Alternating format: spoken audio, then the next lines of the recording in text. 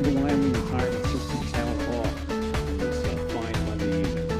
Well, we have, Michael, about 8 people across the state that are logged into the YouTube, and there'll hopefully be a few more.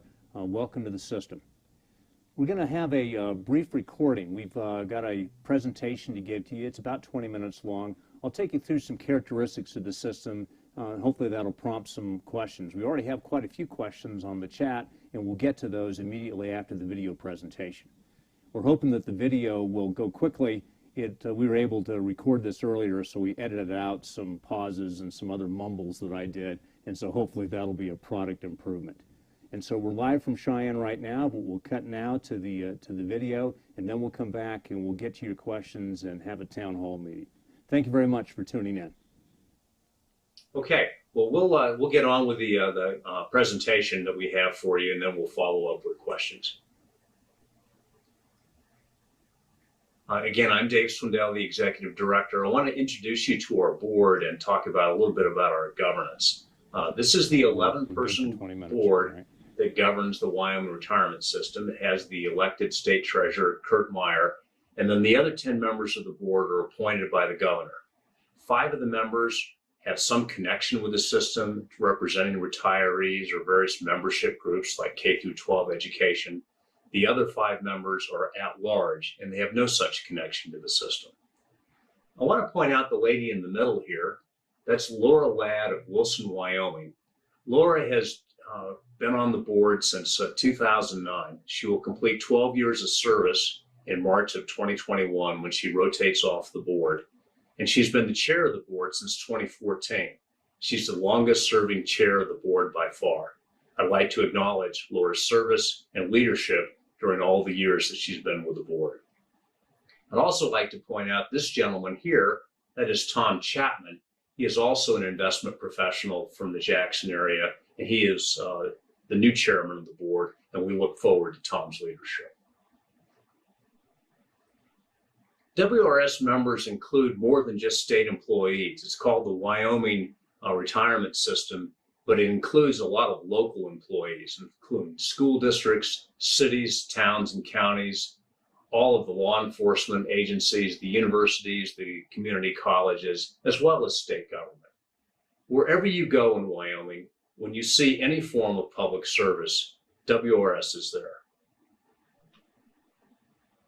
This slide shows the breakout of retirees versus active employees that are shown here in the darker blue. And I make the point here of a couple of things. First of all, this is the big public employee plan. This has most of the public employees in the state. It makes up about 86 or 88% of our workload in business. The system, like many pension systems, also has smaller plans for law enforcement, firefighters, and judges. Firefighters, law enforcement, and judges have different career patterns. They either start sooner and retire sooner, as in law enforcement, or they have a late start career, as judges do, and they have specialized plans for that. But most people in the public employee plan. And the largest category in the public employee plan is this K through 12. It's all the school districts. There's almost 18,000 active members contributing in the school districts compared to only 7,500 state employees, although the state of Wyoming is, in fact, our largest single employer. In the end, when you add up all the retirees, 32,000 retirees, 42,000 active accounts, people that have left money on deposit with us, we're managing about 100,000 accounts. That's about 1/6 of the state's population. We'd fill the state stadium at the University of Wyoming several times. And of the 100,000 folks, most of them live in 2.2 member households. Some of us even have friends or we manage to stay married. So we influence a lot of folks. WRS members, our oldest retiree is 106 years old. And we have several retirees that are over 100 and hundreds that are over age 90. So it makes the point that some people can live a long time, and it is a lifetime benefit that we offer. And with the longest paid service retiree, we've been paying him, he's been retired for 50 years. He retired in 1970. And you can see here on the chart that most of our pensioners are in their 60s, but we still have a lot of older folks, as you can see here. The pension is important in the public sector, even more important in the private sector because of the work that public employees do. A pension does promote employee retention and career service. We have one person that's worked for 53 years, and there's a lot of folks that work 40 years or 35 more years, and some of those folks are still working. Pensions are important as employee retention and recruiting tool in the public sector. In recent surveys and national surveys, you get the same thing. Retirement benefits are generally ranked just below health insurance. And what's interesting is that retirement benefits trump all these other things like job security, even salary, paid vacation, things like that. That's how important pensions are regarded for people that are considering service in the public sector. That's true in Wyoming, true nationwide. In the public employee plan, the benefits are fairly modest. The average benefit that we paid last year was just over $20,000 a year, or about $1,700 a month. The average length of service was just shy of 20 years. We pay out a lot of money in the pension, and most of it stays here in the state. We pay out $681 million last year, and most of that, $533 million, about 78–79% of it, stayed in Wyoming. And it goes to these counties that you see distributed here. This is a lot of money, especially compared to some of the economies in some of the rural counties. I grew up in Riverton, that's in Fremont County. The $44 million that we flowed into Fremont County last year is equal to about 3% of total county income. It makes the pension equivalent to one of the largest employers in the county. And that's true in many areas of the state. It's an important stabilizer, not only to retirees, but to their families and to their communities. A defined benefit plan, like WRS, is an efficient way to provide retirement income. It's less expensive than a savings plan, which is sometimes called a deferred compensation plan, like a 401k. As you can see here from the National Institute of Retirement Security, a DB plan costs about half as much as the same retirement benefit provided in a 401k method. Pension cost varies amongst the states, but the overall amount of government spending on pensions is fairly modest. Nationally, it's about 4.71% of government spending is for pension-related benefits, and that's in this gold bar here. And Wyoming's at the low end. It's less than 2% in the state of Wyoming. So pensions offer this great benefit, but it's not really a great burden in terms of all the other things that government provides for employees and for citizens. Pensions are funded primarily with investment earnings, and that's true in Wyoming, it's true throughout the country. As you can see here on the chart, in the end, 70% of a pension is actually paid for with investment income, and only about 16% from employer contributions and 14% from the employee themselves. The biggest driver is our investment income. And that's great news, but because of all that money that we're flowing in to the state, the $533 million that flows into the state, most of that comes from the earnings that we've made in the investment markets and never had to be contributed from Wyoming employees or taxpayers. The board believes that a secure retirement consists of 3 layers: Social Security, the defined benefit pension, and then a personal savings vehicle like a 457 plan that we offer or a 401k. The 3 combined provide the level of security that you should seek in a public employee retirement system. Defined benefit plans like WRS have certain characteristics that can be compared and contrasted to the characteristics of a defined contribution plan. A defined benefit plan provides a monthly payment for life. That includes pooling the risks that you might live a long time, because it will be a payment for your life. In a defined contribution plan, they're really savings plans. And The risks are all borne by the individual. Whereas the benefit on a defined benefit pension is based upon a percent of salary in the years you worked. The benefit in a defined contribution plan is simply your account balance. It is based upon the amount you saved and how well you did with your investments. Defined benefit plans have professional investment management, whereas in a defined contribution plans, they're self-directed. The best thing about a defined benefit is it's designed for security. Defined contribution plans are really designed for portability.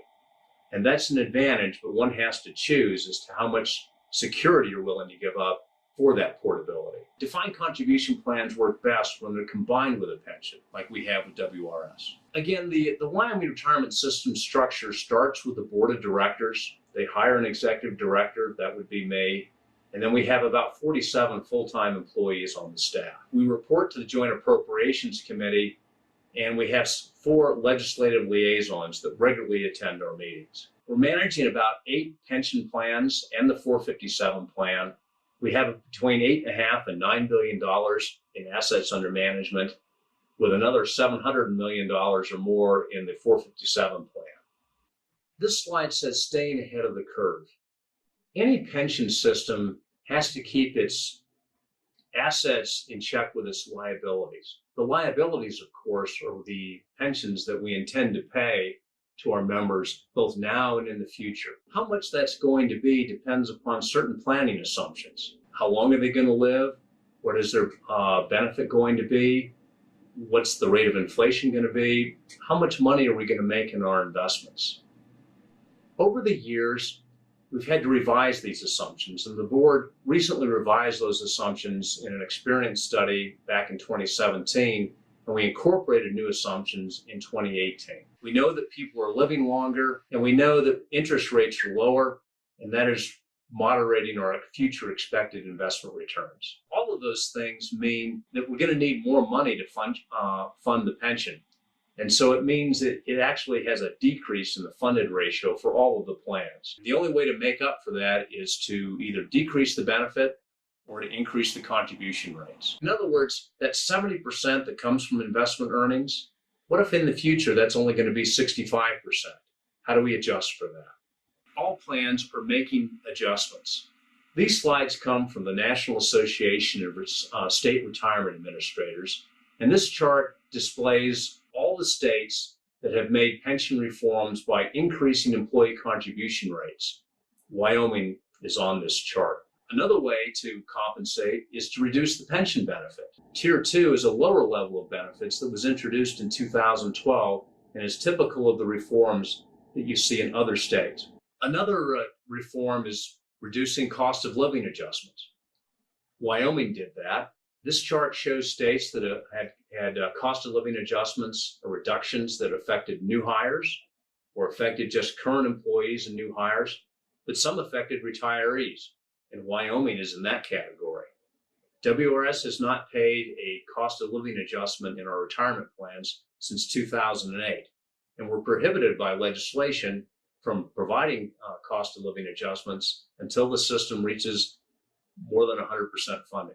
When you look at pension funding levels in the United States, this is a graph from NASRA that includes about 120 systems. The aggregate is about 72%. WRS is right in there. We're a little better than that. Right now, we're running about 73%. But they run the gamut all the way down into low percentiles. This one is the Kentucky system that you may have read about, all the way up to some systems that are a little better funded than us. But in general, Wyoming is on the upside of this, a little better than some, but actually pretty typical.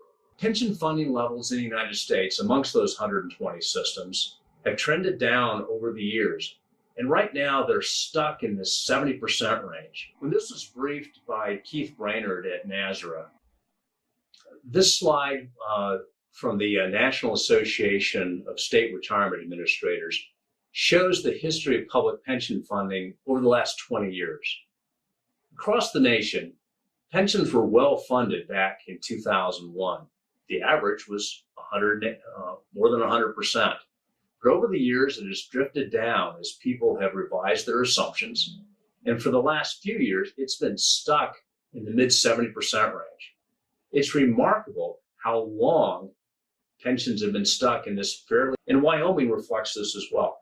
This is the public employee plan on a similar chart. As you can see, we were also more than 100% funded more than 20 years ago. But in more recent days, we've been stuck in the 70% range, just like everybody else. And that, again, is because we've revised our assumptions. It goes back to that 70% chart. If investments in the future aren't going to return the amount of money equal to 70% of the pension, if it's only 65%, then suddenly you thought you had enough money, but now not quite as much, and we're going to have to make that up over time. And eventually we will. The pension reforms will start to have an effect with increased contributions and continued management of the system. The system is on an upward trend. We will achieve 100%, but it's going to take a while. Right now, we're saying 27 years. What's going on in the United States and in Wyoming is what some folks have called an actuarial scrum. If you're familiar with the game of rugby, somewhere in the middle of this human pushing and pulling here is the ball. And it moves a little bit this way, and it moves a little bit that way, but it kind of is stuck here as long as these forces are fighting each other. We know that we've made reforms that reduce our unfunded liabilities, and we've increased contributions. We know that people are working longer. But at the same time, we continue to have to lower our investment returns. There is slower payroll growth. People are living longer. And the actual investment returns have sometimes been below even the reduced assumptions. Now, all those things work against the funding level. This is a fairly complicated slide, but there's a lot of information here. Back in 2001, most systems, the typical system, was assuming an 8% investment return. That's the white bar here. And Wyoming was amongst those. There were some systems that were assuming even higher investment returns, as you can see here, 8.5%, even more than 8.5%. And there were a few that were lower, but that was pretty typical. But the 8%ers went away, and they're very rare by the time you get to more current times. The 8.5%ers, they all went away. Wyoming reduced assumed rate of return to 7% in FY18, and that joined a growing number of systems that were estimating 7%. And so we're amongst the 7 right now, and the current median is 7.25. But you're starting to see systems that are assuming even less than 7%, 6.75, 6.8. Will we have to join them? At some point we might, but that's the current environment. Again, it illustrates how everybody is reacting to the changes in mortality tables and in changes in assumed investment returns. This chart shows the same thing, but in a simplified thing that shows you that across the nation, everybody has reduced their assumed rate of return. And why is that? Well, it's because it's the realistic assumption, because the projected returns on any investment asset class have declined over time. This is a 10-year chart just since 2010.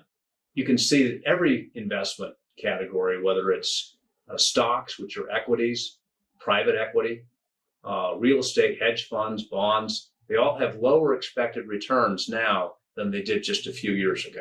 And of course, what that means for any pension fund, including Wyoming, is that in order to get higher rates of return, we have to invest in higher risk. You can't get it out of a core bond fund the way you used to. You used to be able to get 4% on a government-insured bond, a treasury bond. Well, if you can't do that anymore, you've got to find that yield elsewhere, and typically that's going to mean higher risk. But pensions can't take too much risk because we want to be there for you. And so in the end, in some cases, there's no substitute. We just have to accept lower returns, and that means higher contribution rates. This chart shows how WRS is investing its money. We have marketable equity. This is publicly traded stocks. We have some alternative investments. They're also marketable. We can trade those. They kind of work like stocks. They sometimes are managed in a separate way. But the main thing you see here is we're starting to get into private debt and private equity that maybe 20 years ago, WRS didn't even invest in. These are not publicly traded securities. They may be equity in that it's kind of like a share of the company, but we're agreeing to lock up our money and not sell it. These are called illiquid investments. And we can make more money that way because people are willing to pay us a premium if we are willing to give their money for a specified period of time and not pull it out. It's kind of like the difference in a long-term certificate of deposit versus a short-term certificate of deposit. If you're willing to lock your money up, you can get a better return. That's the way we're invested now. It operates in the end about like a portfolio that's almost 70% in stocks and 30% in bonds, but it has a lot more components to it, so it's more diversified. I want to talk about the topic, your pension is safe. In the current pandemic, I think everybody knows that the stock market plunged greatly in March versus its previous returns. In 2019, WRS returned 18.72%. We had a very good investment year. But of course, markets plunged in March along with everybody else. Although we were more diversified, when the S&P 500 was down like 22%, WRS was still down maybe 15%, 16%, something like that. I want to assure folks, though, that your pension is safe. Markets have rebounded. Year-to-date return is in the low single digits. We're back in positive territory. And although you may have read about cutbacks in government spending, the governor's having to reduce general fund expenditures in light of reduced tax revenue, no, the state government cannot take the pension. They will not be able to raid the pension to meet their needs. Your pension is safe, and we will be there for you. I want to remind folks that we have a lot of online resources these days, including our website. And our website is retirement.wyo.gov. And that's an overview of the system and some of the things that are going on in pension land, both nationally and here in the state of Wyoming. And so at this point in the program, we'll transition back to the live part where we're pleased to answer your questions. We've got some great questions coming in, so let's get to them.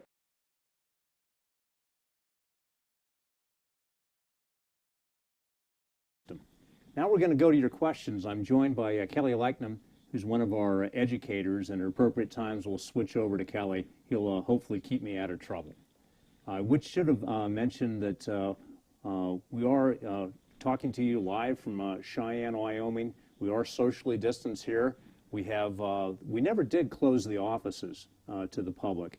On any given day, about 2/3 of the staff are working from home and about 1/3 in the office. We've issued masks to everybody in the system. We don't require masks to be worn by the public when they come in, but we do encourage it, and we do offer temporary masks for anybody that comes in. These are the disposable ones. I've been taking to wearing my Colorado Rockies mask. I'll just wear it through the baseball season, which, given the way the Rockies are playing, that won't be much longer. I don't think they're going to make the postseason. All right, on to some questions. First question. This came in the chat a couple of days ago. When an employee stops working for the state, they get paid for any unused annual leave in their final paycheck. Does that additional money impact the pension? And the answer is no, it doesn't. Those kind of payouts would typically be viewed as a bonus type situation, and they're specifically excluded by law from being included in your highest average salary. So your sick leave payout and your vacation payout does not impact your retirement. Okay, next question. This question talked about work of the legislature and the current budget crisis that's going on in state government as the state of Wyoming is grappling with lower sales tax receipts and so on. It says, in the current budget environment, could there be a discussion about lowering the rule of 85 that incentivizes early retirement of 20-plus year employees?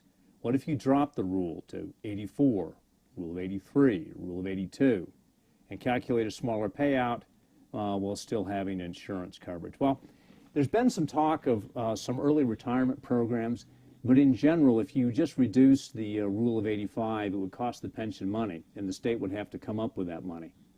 The main issue is that any broad-based early retirement plan was viewed by the governor's office and the state's personnel office as being detrimental to the future of the workforce.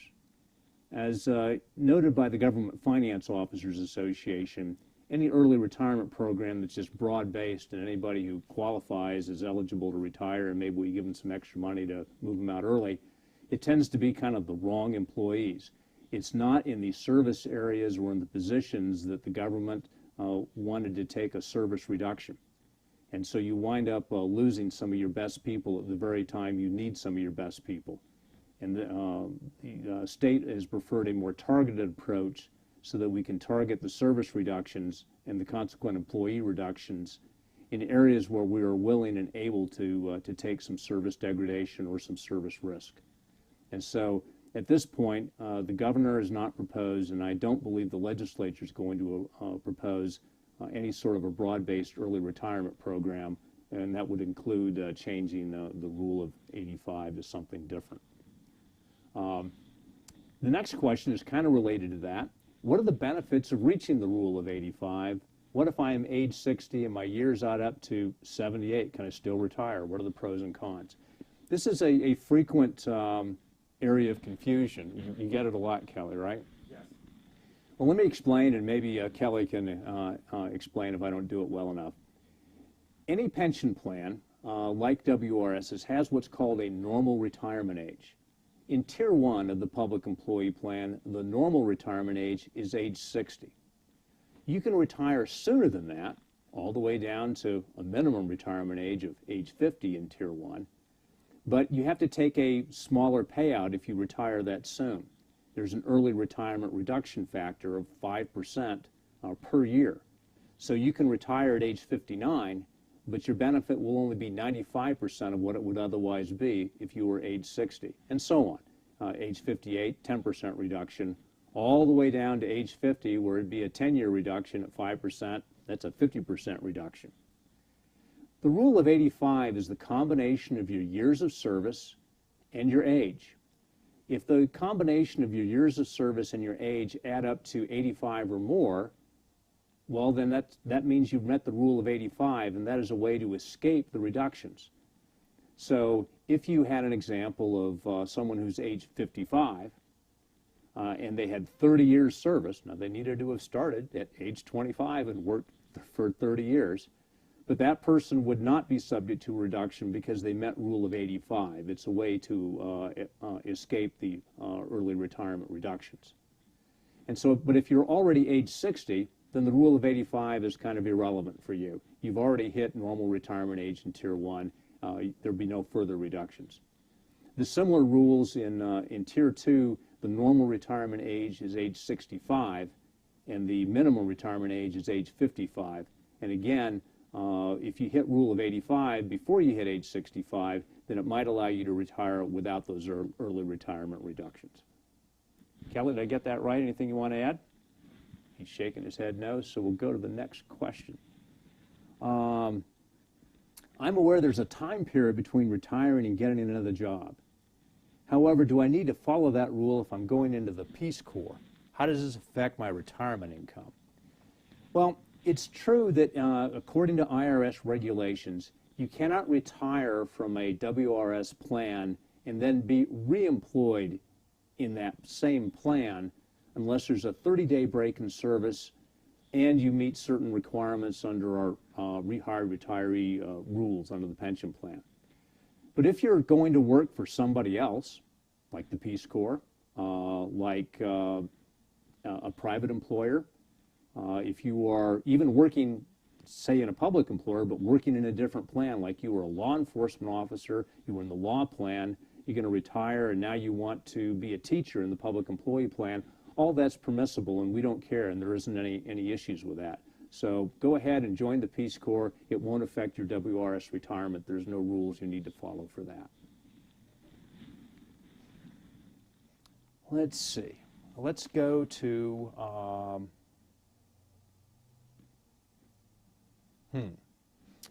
Okay, this is a fairly complicated question, but I'll try. Is it possible to buy out a few months of experience if you wish to retire at the end of June and your 60th birthday is not until November? I'm a Tier 1 employee and would like to retire in June of 2027, but will not be age 60 until November 2027. Thanks in advance for any information you can provide. Well, this is a person that's almost at age 60, but not quite, and so if they retire 5 months sooner than they hit age 60, it would be prorated, but they would be subject to a small reduction in their retirement benefit. Be 5/12 of 5%. I think that's going to come out to about a 2% reduction.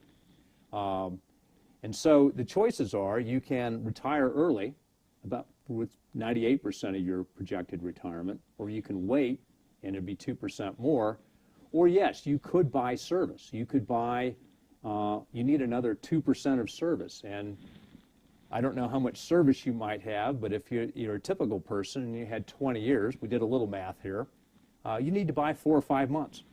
And that would cost you about $4,000 or $5,000. It all depends upon your highest average salary and other specific things. And so you could, it's up to you whether you wanted to do that. That way you would have more service when you retired, and you could essentially compensate for the early retirement reduction that otherwise you'd be subject to. Kelly, you want to add anything? No? He says we're good. I'm not that good. I'm going to screw one of these up. Okay. We've heard of news of pension plans across the country running into financial troubles. Where's the health of our WRS plans, and is there any risk to pension participants not receiving retirement benefits? Well, as I said before, we've taken certain changes to our assumptions, and we're in the 73% range. Actuarial, the actual market values are a little higher. We always smooth the stuff to get the actuarial stuff. But we are projected to be 100% within 30 years, actually about 27 years, and the direction is positive. So I don't think there's any real risk of pensioners not getting their money, because we don't need to pay everybody today. And I think some of the other pension plans you read about, like Kentucky, like New Jersey, all of these pension plans that run into real problems, you saw those lower funded pension plans on the chart, they're people that made some really bad decisions, like not putting any money into the pension plan. They declared a contribution holiday.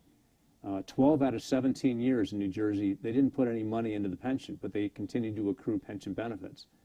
Well, if you don't have any money invested, it doesn't matter what your investment returns are. 10% of not much is not much. And that's the situation they find themselves in. But that's not Wyoming's situation, and we'll be fine. There is one plan that we do have a problem with. I have to confess, we have a closed plan for firefighters, Fire A. They haven't made any contributions since 1997. Everyone's, except one person, is retired now. And that plan does have some issues, and we do need a legislative solution on that plan. But for all the open plans for WRS, I have confidence that we will be there for you. And then there's lots of questions here about cost of living allowances. I'll just read this one, and it's pretty typical. Cost of living adjustment, COLA. I retired in 2010 and haven't received any cost of living increase since that time. I was told that the Wyoming legislature voted to freeze increases until the program is 100% funded. When will this be 100% funded, and why haven't us retirees received any cost of living increase? We earned our retirement, and as the cost of living continues to increase every year, we need to keep up with these increases so us retirees can live comfortably. It's absolutely a valid point. The board recognizes the challenge and has advocated for a cost of living increase, but right now we are bound by the current situation.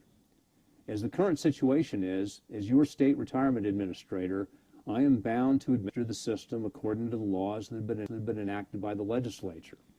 And the legislature has enacted legislation that says we cannot offer a cost of living adjustment until we're 100% funded.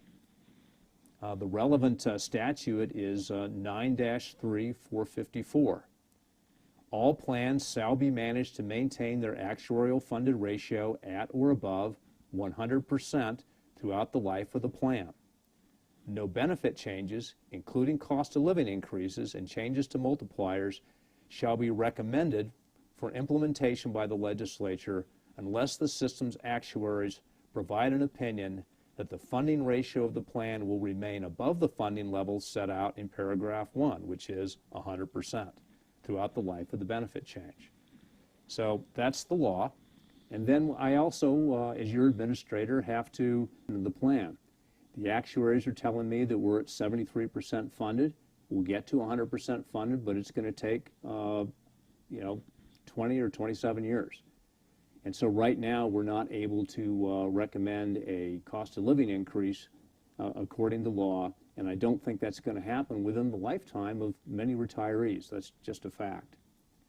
So if this is going to change, then we need to be granted some legislative relief. The legislature either needs to appropriate some additional money to fund the cost of living increase, the benefit increase that would be indicated, or they need to reconsider the standard in the law and allow the system to give a cost of living increase even if we're not 100% funded. And that'll be a conversation that's been had in the legislature, and I think we'll continue to have. But right now, that's the regrettable situation. It's a great question. I wish I had a better answer, but that's where we're at.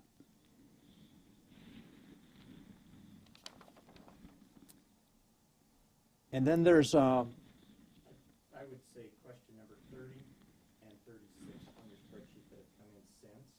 okay. Go into question 36. That's the deferred compensation plan. You want that one? Well, let me. Okay, I'll go to that. Here's another question. Question 36 on our chart. Is the deferred compensation plan now set up for rollovers of traditional and or Roth IRAs? We're talking IRAs here. The answer is yes for traditional IRAs. You can roll money in, and we can roll money out to a traditional IRA, but the answer is no for Roth IRAs and no for both in and out on Roth IRAs. We can't take money in from a Roth, and we can't give money to a Roth IRA. 401ks, 403bs, other 457 plans we can roll, right? You can roll to a Roth IRA. And you can roll to a Roth IRA. Okay. So we can't roll it in. Correct. Okay. All right. Let me take up another question. My main concern is whether the Wyoming retirement system is viable, and will it be there to pay our benefits? How is the Wyoming retirement system going to stay afloat through this U.S. economic downturn? Well, I think we're going to be all right. Last year, ending calendar year December 31st, 2019, we had an excellent investment year. Your system returned 18.72%. The investment team earned more than $1 billion in investment earnings. The rate of return right now is a little modest. We suffered losses just like everybody else did, as I mentioned in the recorded video. When the S&P was down about 22%, we were down about 15%. That's because we're a more diversified plan, and we had some assets that prospered even during the market volatility. Right now, this fund is up for the year, not a lot. We're in the low single digits, 1 or 2%. But we're able to pay your pension for years because we have sufficient liquid assets. About $1.4 billion of the plan is in really liquid assets.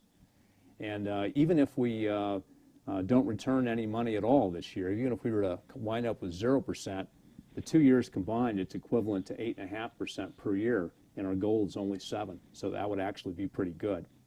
Right now, if we hold on to a 2% return, that would be equivalent to earning 10% in both returns, which is excellent. And so I really think we've been able to buy good assets at good prices. And as one Wall Street sage said, I made most of my money in recessions. It just didn't feel like it at the time. And I think we'll see that play out. The other thing I would say is the state of Wyoming's been around for a long time. This is a coffee cup I keep on my desk. It's actually of a postage stamp that was issued in 1990 on the occasion of the state's 100th centennial. State came into statehood in 1890. And I got this back at the Riverton Post Office back then. This coffee cup is 30 years old. It also means that the postage is 25 cents out, if you can read that back then. But we've been around for a long time. And WRS has been around since 1953. Actually, our history dates back even earlier than that with the formation of the Teachers Retirement System in 1943. And we'll be there for you, I believe. Okay, now which question did you want me to go to, Michael? Hold on. Let's see. There's question 60, 61. There's 4 that came in right from the chat. Okay. What if I was never to get to Rule of 85? It was I was not employed at a young enough age. Well, that was true for me here in the system as well. So you and I are in the same boat. Will my pension be reduced even if I retire at age 65? No. The answer, if you hit normal retirement age, and 65 would be normal retirement age in Tier 2, no, there's no early retirement reduction. You're not retiring early if you hit age 65. Next question. Is there a list of the private equity money is being loaned to? Well, we do publish in our annual financial reports a listing of all our money managers. I wouldn't say we're loaning them any money. We're investing with them. We're partners with them. We hired these folks. But our annual financial report has a listing of the money managers we're invested in. Some people want detailed holdings of those, and those we do not give out, and we're not required to by state law. And that's because many of these firms have proprietary trading strategies, and if you saw exactly how they were invested in on any given day, it would reveal their proprietary trading strategies, and they will not invest with us or allow us to invest with them if that's subject to disclosure. So we have non-disclosure agreements with those firms necessarily to preserve the integrity of the investments and their proprietary trading strategies. And so if that's what you want, we're not going to be able to give that to you. And in the end, even sometimes we have the ability to look at that, but we're not that interested in it. We're interested in it for the long haul. That's why we've hired these folks. Is there a way to estimate your pension benefit if you are not yet vested? Well, yes. You can go to our website. We have a website calculator. Michael, can you call up the website and show that on the screen? He's going to try. Well, that's all right. I'll go ahead and just describe it. But if you go to our website, which is retirement.wyo.gov, and go to the members section, because you're a member, and then go to the pension benefit estimate, there's an anonymous calculator, and you can put in whatever you want. It doesn't matter who you are. It doesn't matter whether you're vested or not. Put in your plan, put in your age at retirement, and you can play around with this. What if I retire at age 65? What if I retire at age 67? What if I retire early at age 62? Years of service at retirement, and you can put that in up to 2 decimal places. It's based on years of service, so 10.2, 10.8, something like that. And then whatever your highest average salary is or you think it would be. You can play around. Well, right now I'm the gardener, but what if I become the governor? Play around with it all you want, and it will give you an estimate of what your benefit would be, and you can play around with that. So it's the pension benefit estimator. I don't know if you can see that, but that's a screenshot of it from the website. And yes, so there's a way to do that. How does Social Security work with WRS? Well, that's a great question, and Kelly, I might have you weigh in on this, since you're a certified retirement or Social Security counselor. You've had some training in that. Most WRS employees contribute to the pension and earn a pension from WRS, and they also are contributing, and their employers are contributing to the Social Security system.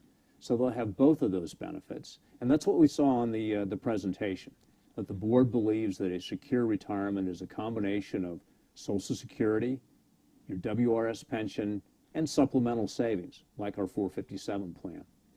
And so for retirement security, it works with Social Security to provide you security not only in retirement but also in your working years. There's important disability and death benefits associated with Social Security that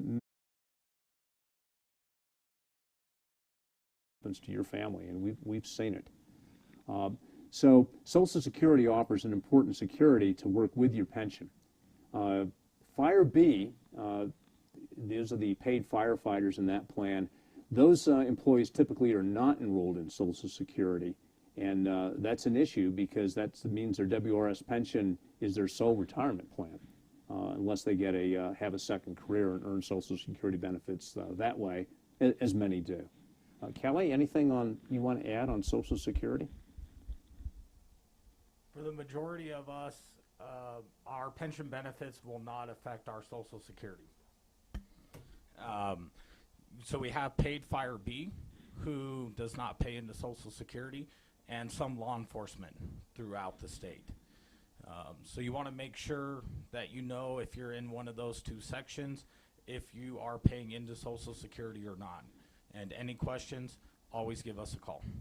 Yeah, because there is a rule called the government pension offset that would reduce your Social Security payments if you had worked in a public pension job and not paid into Social Security. That's not the case for most WRS people, but it is the case for some. Okay, let's go to this question. Considering the continued downturn in state revenue generated from minerals, what prevents Wyoming legislatures from borrowing from or against my future pension? That's a great question, and we've received several questions kind of like that. Well, the answer is that your pension is protected by the Wyoming Constitution. The relevant article is Article 19, Section 11. Use of monies in public employee retirement funds restricted. This is in the Constitution. All monies from any source paid into any public employee retirement system created by the laws of this state shall be used only for the benefit of the members, retirees, and beneficiaries of that system, including the payment of system administrative costs. And so all of the assets that are part of the pension fund are restricted for the exclusive benefit of members of the system, and the legislature can't constitutionally raid the pension fund to solve their budget problems. Now, it is an issue for the pension plan. We know that public employment is going to be reduced. There have been some layoffs in state employment. We're aware of layoffs and furloughs in local employers, school districts, and the like. And I do believe it's going to be a rough time in the public employment arena. And we know this is true nationwide. Public employment plunged with this recession just the same way private sector employment plunged, and public sector employment doesn't recover at the same rates that private sector employment does. And what that means is that in the future we're likely to have fewer contributing members to the system, and those members will probably enjoy smaller salary increases than what we've been originally projecting. And that'll mean that contributions to the system will be a little less than what we thought they would be, and that'll be another push in that actuarial scrum that I mentioned of pushing and pulling, and that one's going to work against us. We're going to have a contribution headwinds. We have estimated and asked the actuaries to say, well, what would happen if the employee count was actually down by 5% and didn't recover for 10 years? It'll push out the date of full funding a little bit more. Instead of 27 years, we'll be looking at 29 or something like that. So it's not a disaster, but it is a contribution headwind that I believe we are going to face in the coming years as public employment continues to be muted in the state due to revenue problems.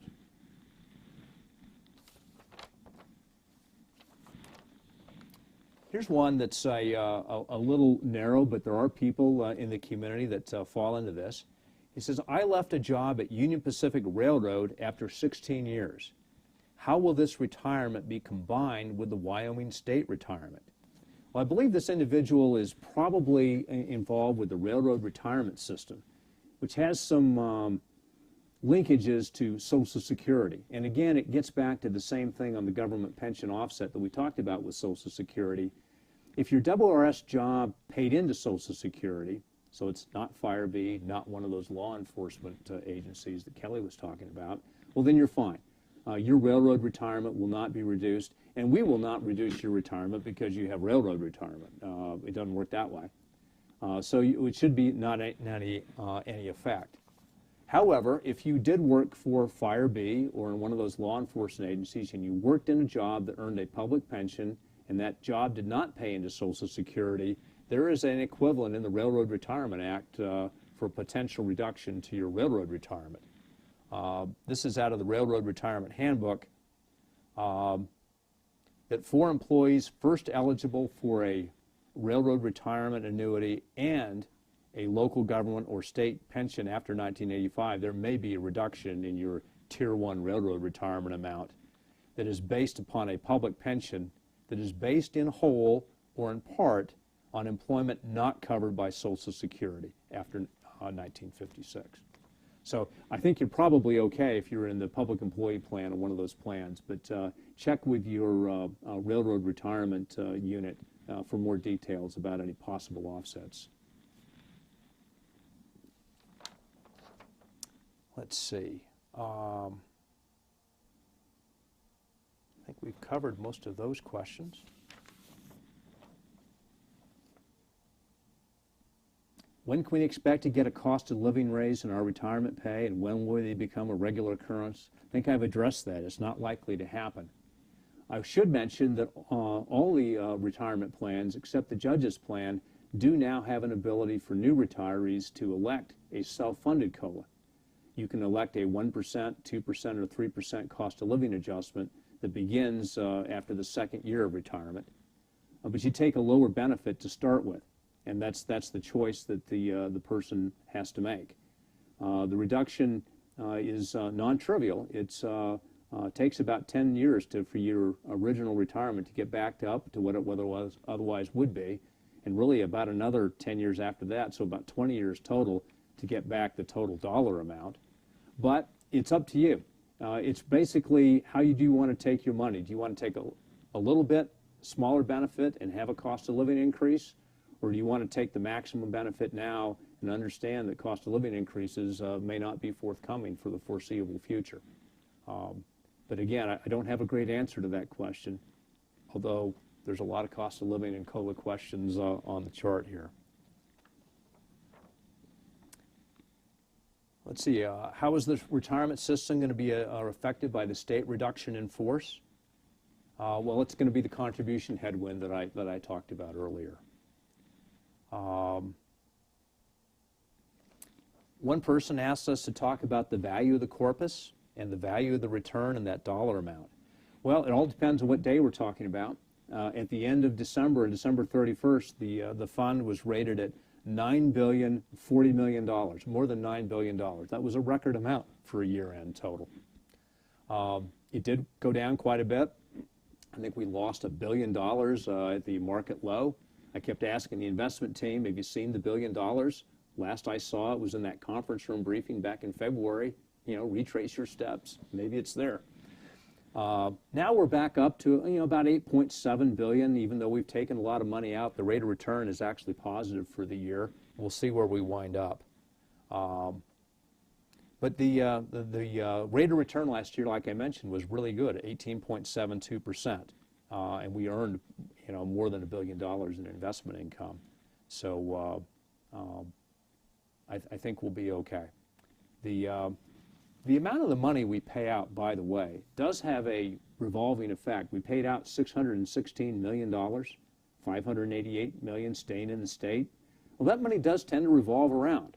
Retirees will spend their pension, and that means that's money that flows into the local economy in some cases. Sometimes you spend it online or buy an airline ticket, but some of it's spent locally.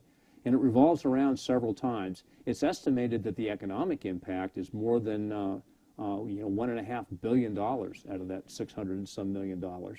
And some of that even comes back in taxes to the state and to local governments, because if it revolves around, everybody's got to pay their 5 or 6% sales tax on it, among other things. And so it amounts to about $300 million or more in tax revenue for the state and local government, simply because of the economic effect of pumping $600 million externally into the economy. Let's see. Here's another one about your pension being safe. I heard a rumor recently about the account being underfunded. My understanding that this account is healthy. Should we be concerned about its future health? Well, I think the pension plan, as I've discussed with you, is on the upward trend, and we should be fine. Concern, I don't know. I spend every day being concerned about it. That's my job. I want to be concerned about it, but I'm also confident about it that we will be there for you.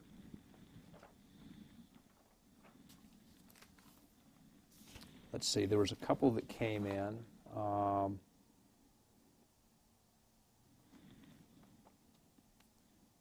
When I reach age 65, I will have about 12 years of time into WRS.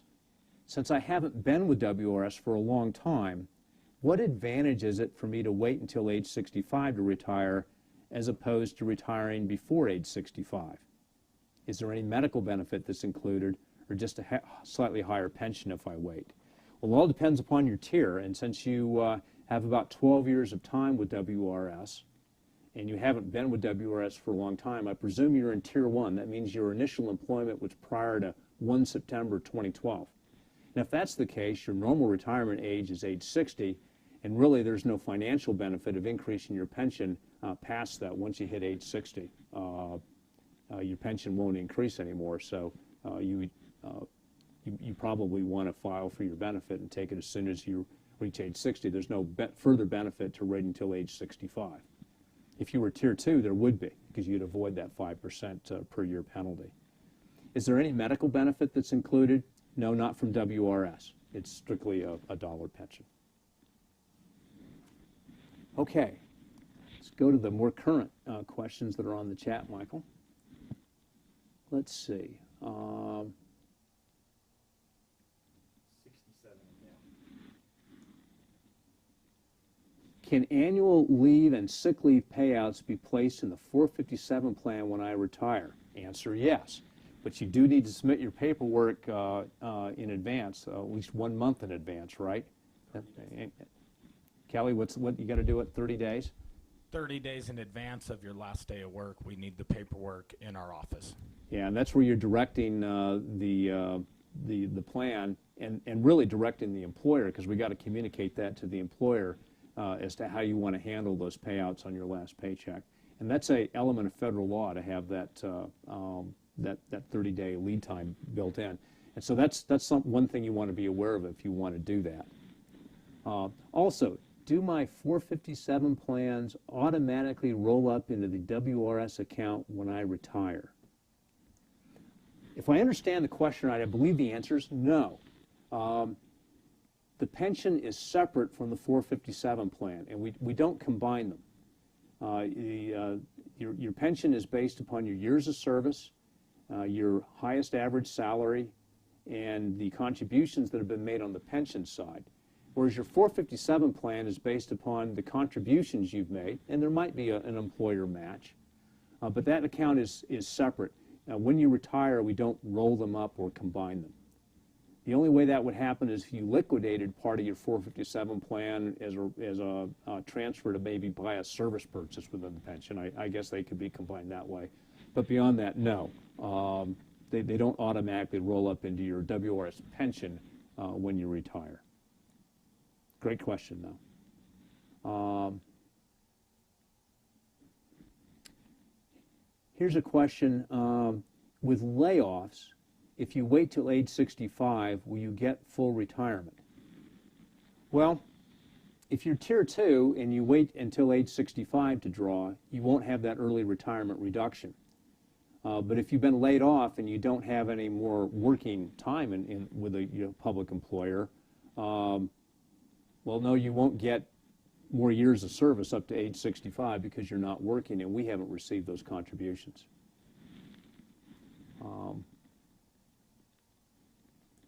I'm Tier 1, and I meet the rule of 85 in November of 2031 when I turn 64.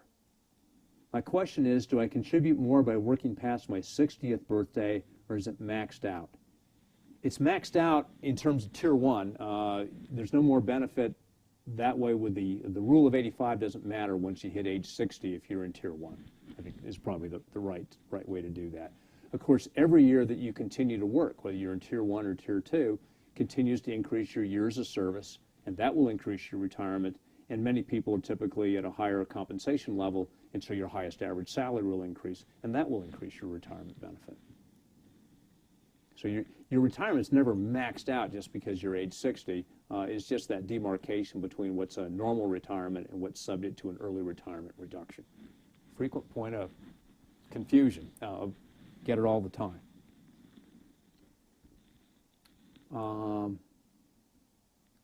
If someone retires on January 2nd, can they put their vacation and sick leave time payout in deferred comp?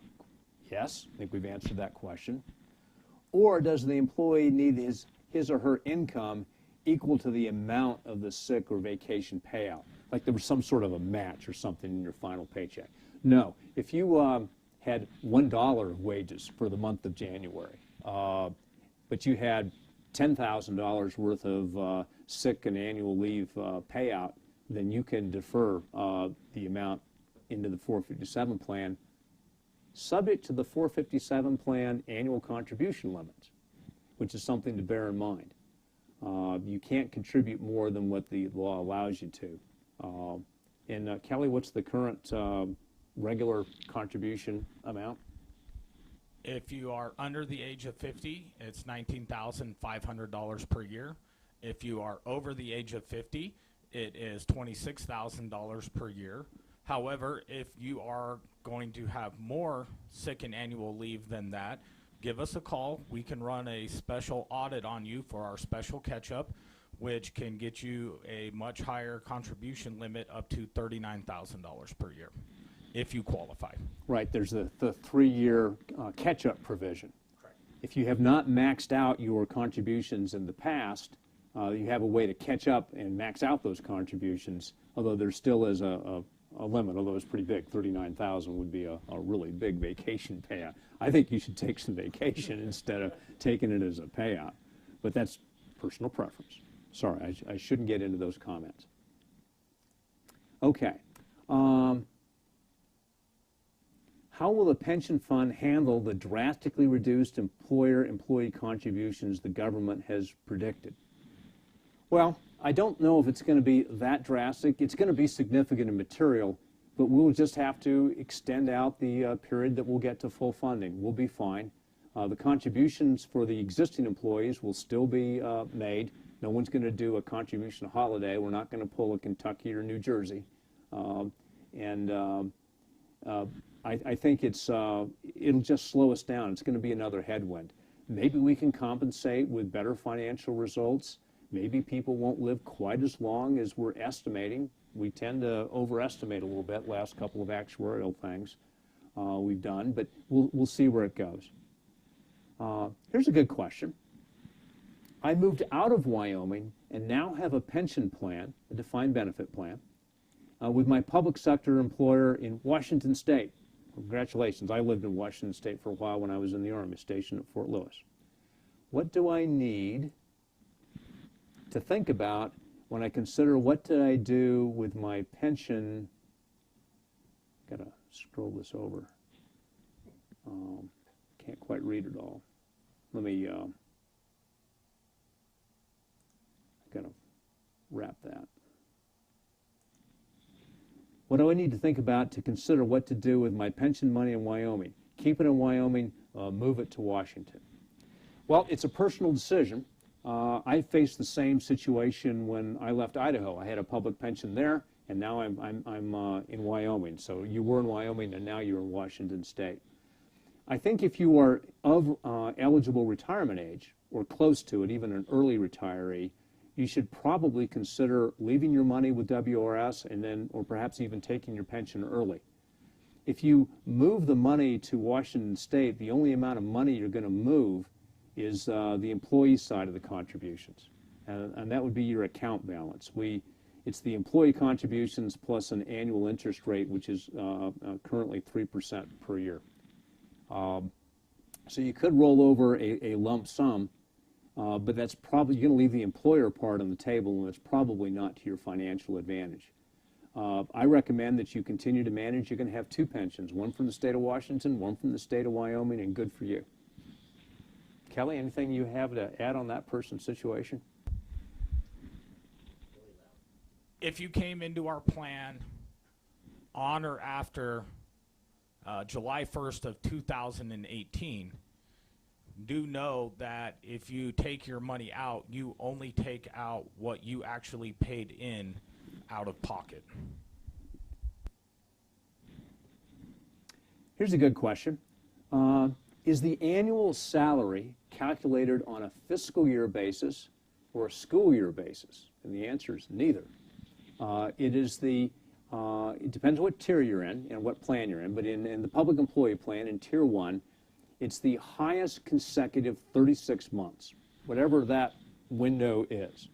And in the Tier 2, it's your highest 60 months or 5 years, whatever that consecutive 60-month period is. And so it's based on that. It's not based upon a fiscal year or a school year.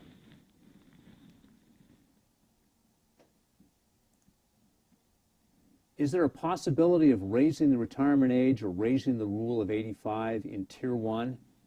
I don't think so. If you're in Tier 1, pension changes would be grandfathered. It might apply to new employees in something that might be a Tier 3.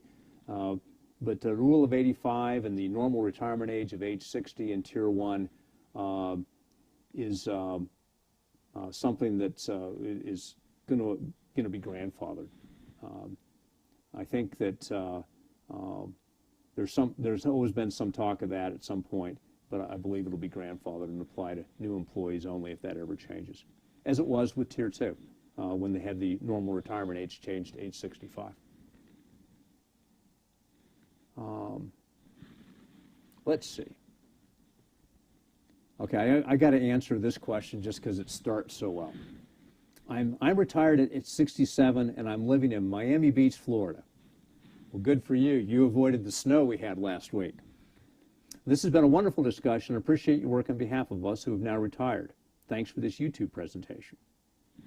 Well, I guess there's no question. Well, thanks to you, and good luck to you, and stay safe from the hurricane weather that's threatening some parts of Florida. I think Miami's looking safe, but the coast of Mississippi's going to looking at a tropical storm right now that may turn into a hurricane. Okay, I'm over age 60 and looking to apply for my WRS retirement. If I apply in mid-September with no errors in my application, very good, no errors. We see a lot of errors, but okay. When would I begin receiving retirement benefits, in October or November? When you receive your first retirement check is really related to when we receive your final contributions from your employer. I'm going to assume that you're a school teacher and that maybe your contract was paid off in August, and we will get those contributions for August in mid-September. We would receive those in September. You could be an end of September retiree. We could get you on the rolls within 30 days. But more typically, it would be the end of October. Usually we say, about 60 days. Some people can get in within 30, but it all depends upon when we have your final retirement contributions from the employer. And usually there's a delay because it's all based upon their payroll submission. But if you apply to mid-September, it all depends on when you terminated work and when we get your final contributions. I'll just kind of leave it at that. Let's see. You were hired on August 22nd, 2012. But my first paycheck wasn't until the end of September. Are you Tier 1 or Tier 2? If you were hired on August 22nd, you're going to be Tier 1.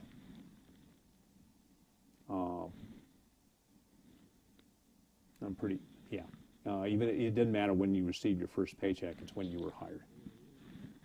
And when we received contributions, they go back to 22 August 2012. Let's see. Has the increase in contributions taken place yet, or is it expected to increase in the future, and by how much? Well, we're in the midst in the public employee plan of a phased-in increase. Rates have been increasing the last couple of years, and there's one more year to go. The last rate increases will be imposed in January 1st of 2021, and that will raise the total contribution rate to the plan to 18.62% when all is said and done And right now we're 50 basis points lower than that at 18.12 for the total.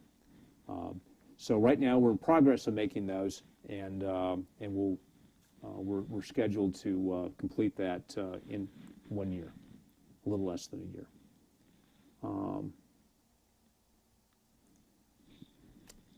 I started with WRS in 2005 in Tier 1. In 2007, I dropped down to part-time and stopped contributing to WRS. In 2014, when my kids were school full-time, I began contributing again. Would I be considered a Tier 2 employee? Yes, you would. You had a break in service of more than 30 days. And once you have a break in service of more than 30 days, I'm sorry to say you lost your grandfathered Tier 1 status and you came back to the system, and you're like me, you're a Tier 2 person.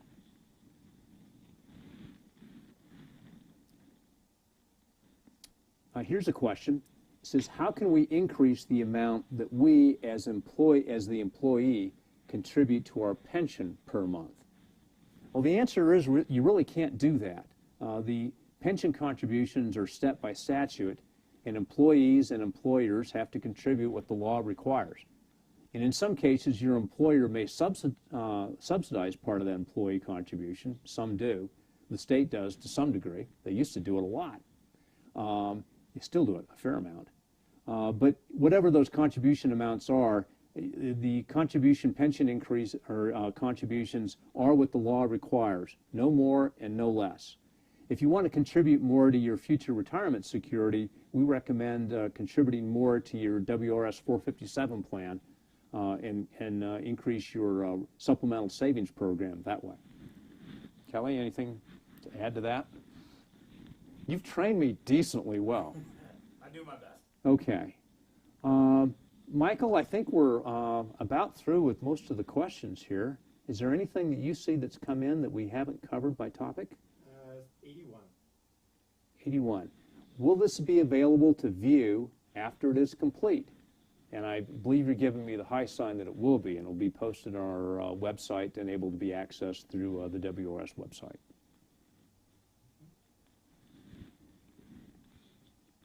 Are there any questions for the, is there anything, Kelly, that you typically give at questions that we haven't covered that you want to mention to the crew? Just know that the staff at Wyoming Retirement is here to help you plan your retirement and help you along your way. So don't ever let a question go unanswered. Always give us a call at 307-777-7691 and let our professional staff help you plan your retirement. Great answer. 777-7691. Maybe we ought to come up with some sort of music for that or something. Jingle. Well, we need a jingle. Well, Michael, how many folks have tuned in? Do you have any stats? Does your computer tell you that? Our high point was about 600 individuals, and we have about 900 playbacks.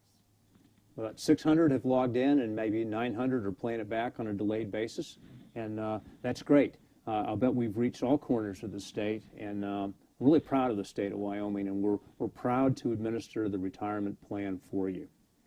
But having gone through most of the questions, and we've been going for a little more than an hour, usually that's about everybody's attention span. I think there's Monday night football, so we'll get to that. The Broncos are playing tonight. Go Broncos, and best wishes from everybody here in Cheyenne. Good night.